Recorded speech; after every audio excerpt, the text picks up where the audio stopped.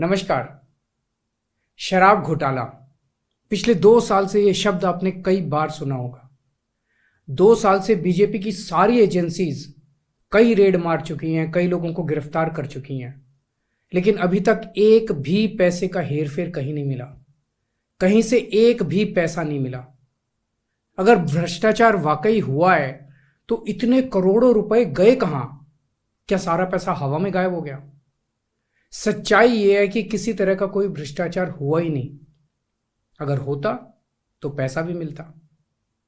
ऐसे फर्जी केस में आम आदमी पार्टी के कई नेताओं को इन्होंने अभी तक जेल में रखा हुआ है। किसी के भी खिलाफ कोई सबूत नहीं है, कुछ साबित नहीं हो रहा, खुलेआम गुंडागर्दी चल रही है, किसी को भी पकड़ के जेल में डाल दो। अब बीजेपी मुझे गिरफ्तार करना चाहती है। मेरी सबसे बड़ी संपत्ति, मेरी सबसे बड़ी ताकत मेरी ईमानदारी है। झूठे आरोप लगा के, फर्जी समन भेज के ये मुझे बदनाम करना चाहते हैं, मेरी ईमानदारी पे चोट करना चाहते हैं। इन्होंने मुझे समन भेजे हैं। मेरे वकीलों ने मुझे बताया कि ये समन गैर कानूनी है। क्यों गैर कानूनी है? ये मैंने इनको विस्तार से लिख के भेजा है।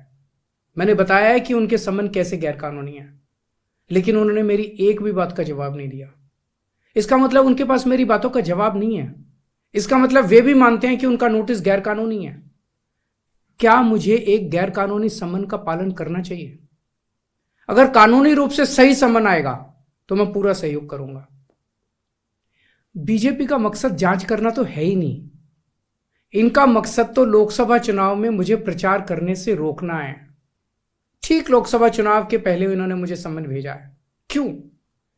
इस जांच को चलते 2 साल हो गए। अभी ठीक लोकसभा चुनाव के पहले मुझे क्यों बुलाया जा रहा है? पहले क्यों नहीं बुलाया? सीबीआई ने मेरे को 8 महीने पहले बुलाया था। मैं सीबीआई में गया था, उनके सारे जवाब भी दिए थे। लेकिन अब ये लोग ठीक लोकसभा चुनाव के 2 महीने पहले मुझे बुला रहे हैं। तो बीजेपी का मकसद कोई पूछताछ करना थोड़ी है। इनका मकसद है पूछताछ के बहाने केजरीवाल को बुला लो और उसे गिरफ्तार कर लो, ताकि मैं लोकसभा चुनाव में प्रचार ना कर पाऊं। आज बीजेपी भ्रष्टाचारियों को नहीं पकड़ रही, बल्कि खुलेआम ईडी और सीबीआई का इस्तेमाल करके दूसरी पार्टियों के नेताओं को तोड़ के बीजेपी में शामिल करवाने का काम किया जा रहा है।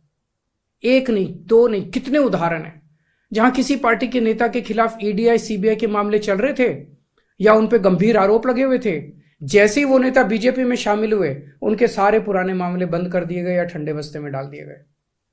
तो जो इनकी पार्टी ज्वाइन कर लेता है उसके सारे मामले रफा दफा कर दिए जाते हैं। जो इनकी पार्टी में नहीं जाता वो जेल जाता है।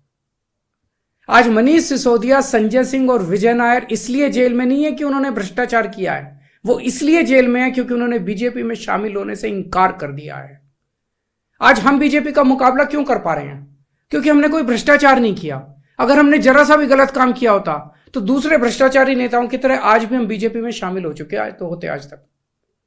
इस तरह देश के ईमानदार नेताओं को जेल में डाल के और भ्रष्टाचारियों को अपनी पार्टी में शामिल करवा के ऐसे तो देश आगे नहीं बढ़ सकता।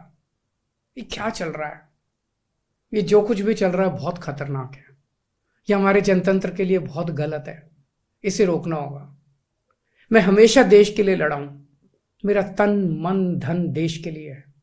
मेरी एक एक सांस देश के लिए है। मेरी खून की एक एक बूंद देश के लिए है। मेरे शरीर का एक एक कतरा देश के लिए समर्पित है। हमें मिलकर देश को बचाना है। मैं पूरी जी जान से इनके खिलाफ लड़ रहा हूं। आपका साथ चाहिए।